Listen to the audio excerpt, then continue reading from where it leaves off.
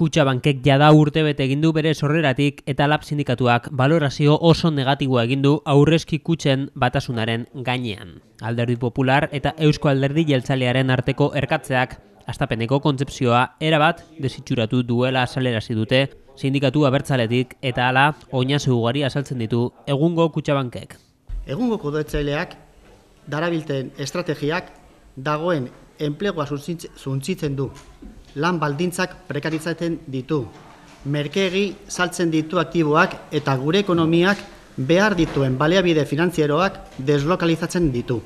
Enpleguari dagokionean 263 lanpostu finko suntsitu direla argudiatzen dute langile ordezkariek eta aldi baterako lana kontutan hartuz gero, kopurua 400 pertsona baino gehiagotan igoko litzateke. Negoziaketa kolektiboa erabat desegin izana ere leporatu diote zuzendaritzari eta soldatak eta lan baldintzak kaskartu egin direla ere argudiatzen du LABek. 2012an langileen negoziaketa kolektiborako markoaren inguruan iritzia emateko edozein aukera astu egin dute. Atzo eta gaur, Kutxabankeko zuzendaritzak aukera bakarra dauka, estatu mailako enpresa hitzarmena sindikatu lagunkion eskutik. Hauxe plantatzen die Kutxabankeko patronalak zuzendaritzari. Soldata murrizketa eta eskubideen galera dakarren hitzarmena.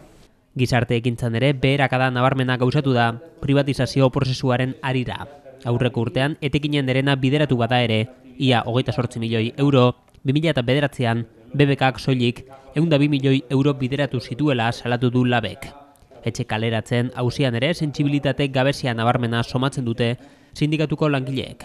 Guzti honen aurrean, eskakizun zehatzak bideratu ditu langile ordezkaritza abertzaleak. Euskal Herrian eta bertoko kreditu eta aurrezkiaren sozializazioa ahalbidetuko duten Euskal Sistema Finantziero Publikoaren eraikuntza exigitzea, gure ehundura produktiboaren garapena eta kalitateko enpleguaren sorrera finantzatzeko tresna izan beharko duelarik. Gure eskuetan dagoena egingo dugu EAEko kutxek kanek amaitu zuen bezala bukatzea eragozteko. Banku huts batean disolbatua eta EAJ eta PPren erabilerarako txiringitu bihurturik. Eragin ezean, privatizazio bidea geldiezin bilakatuko dela baieztatu du LABek eta krisia bukatzerako Kutxabank akziodunen jabetza baino izango ez delaren mehatxua atera dute mahai gainera.